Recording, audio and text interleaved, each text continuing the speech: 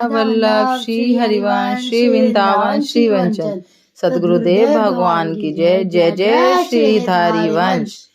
आइए मेरे प्यारे भक्तों, आज मैं बताऊंगी कि हमारे जीवन में श्री सदगुरुदेव भगवान की क्यों आवश्यकता पड़ती है, वो हमारे जीवन में क्यों जरूरी है और उनकी वो कौन सी 4 बातें हैं जो श्री सदगुरुदेव भगवान जी से दीक्षा लेते वक्त एक साधक को जरूर पता होना चाहिए। और उन्होंने कई बार अपने सत्संग में भी ये बात कही है। और लेकिन उससे पहले वो जानने से पहले हम आपको एक सखी की छोटी सी कहानी बताना चाहेंगे। सच्ची कहानी जो एक सच्ची घटना पर आधारित है। वृंदावन में मुझे एक सखी मिली। उन्होंने अपने बारे में कुछ ऐसा बताया जो कि आप सुनकर हैरान रह जाएंगे। उन्होंने बताया कि वो एक अध्यापिका रह चुकी थी। जैसे सबकी जिंदगी चलती है ऐसे उनकी भी जिंदगी चल रही थी, अच्छे से खुशहाल, सब कुछ बढ़िया चल रहा था। और उन्हें फिर लेकिन एकदम से उनके जिंदगी में कुछ ऐसा हुआ कि उनको आर्थिक स्थिति का सामना करना पड़ा। फिर उसके बाद उन्होंने अपनी दिनचर्या को चलाने के लिए, रोजमर्रा की जिंदगी चलाने के लिए, फिर उन्होंने अपने घर पे ट्यूशन पढ़ाना शुरू करा। ट्यूशन पढ़ाया उन्होंने। पढ़ाते पढ़ाते उनको काफ़ी टाइम बीत गया। फिर वो अचानक से बीमार हो गई।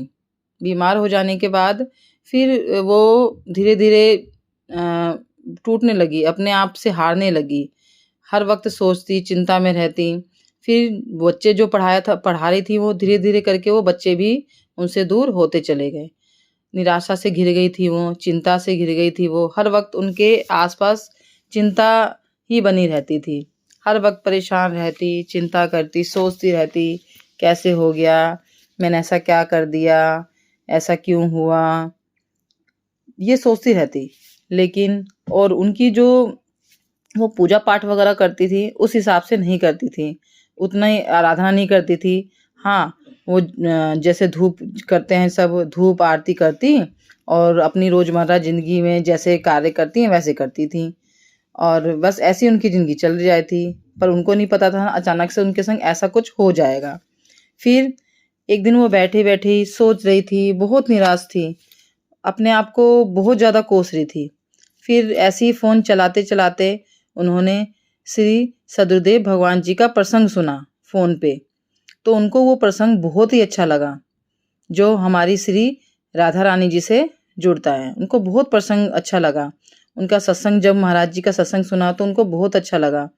उनको अपने अंदर एक कुछ अलग सा लगा कि सुनकर कुछ मन में एक अलग सा विचार हुआ। मन मतलब खुश हो गया उनका सुन के।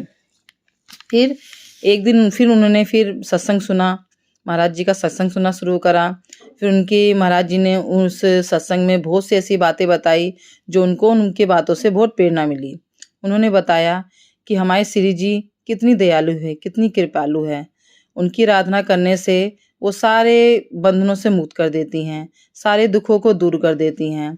हमें राधा नाम कीर्तन करना चाहिए, हमें राधा नाम जाप करना चाहिए, हमेशा उनकी आराधना करनी चाहिए, क्योंकि हमारा मनुष्य जीवन हमेशा इन सब चीज़ों के लिए हुआ है।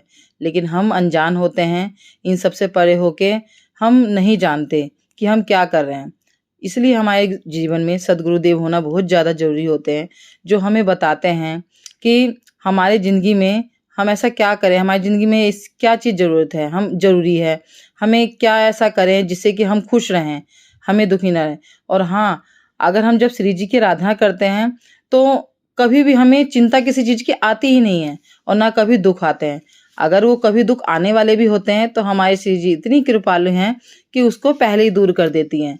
आनी तो जरूर होगी, जो आपके किस्मत में लिखा हो, जो आप पिछले जन्म में जो करके आए हो, वो चीज़ आपको जरूर करना होएगा, जरूर होएगा आपके साथ। लेकिन हमारे श्री जी की कृपा से, उनकी भक्ति भाव इतनी करने से, इतनी वो दया करती हैं अपने भक्तों पे, उनकी कृपा से जो ज़्यादा होने वाला होता है वो थोड़े में आके टल जाता है। क्योंकि वो टलेगा तो नहीं, जो किस्मत में लिखा वो जरूर होगा, लेकिन वो ज़्यादा ना होके थोड़े पे आके टल जाता है। तो बस ऐसी हमारी श्री जी बहुत कृपालु हैं।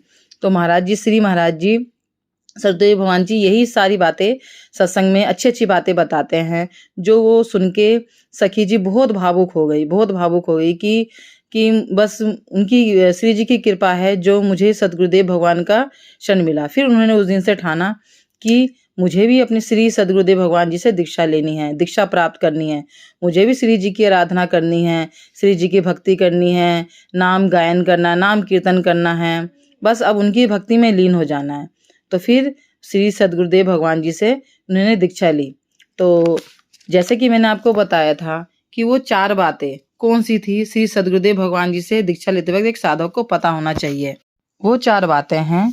पहला, हमें कुसंग का त्याग करना चाहिए और कभी भी किसी साधु या महात्मा जन की कोई निंदा करता हो, कोई बुराई करता हो तो हमें वहाँ से उठकर चले जाना चाहिए, हमें उनके आसपास नहीं रहना चाहिए। दूसरा, अभक्ष पदार्थ जैसे मांस, मछली का कभी भी सेवन नहीं करना चाहिए और ऐसी कोई भी रसोई जहाँ पर मांस, मछली इत्यादि कुछ भी बना हो वहाँ का खाना भी नहीं खाना चाहिए, वहाँ की रसोई का सेवन नहीं करना चाहिए। तीसरी बात, हमें बानी जी का नित्य पाठ करना चाहिए और चतुरासी जी के 12 पद रोज पढ़ना चाहिए। चौथी बात, गुरु मंत्र की 11 माला रोज करना कभी ना भूलें और सेवा में कभी कोई प्रमाद या आलस ना होना चाहिए। तो ये थी हमारी श्री सद्गुरुदेव भगवान जी की 4 बातें। तो मुझे आशा करती हूँ कि आपको मेरी कहानी, मेरी सखी जी की छोटी सी कहानी आपको पसंद आई होगी। तो यहीं पर हमारी कहानी समाप्त होती है। राधा वल्लभ श्री हरिवंश श्री वृंदावन श्री वंचन सद्गुरुदेव भगवान की जय। जय जय श्री हरिवंश।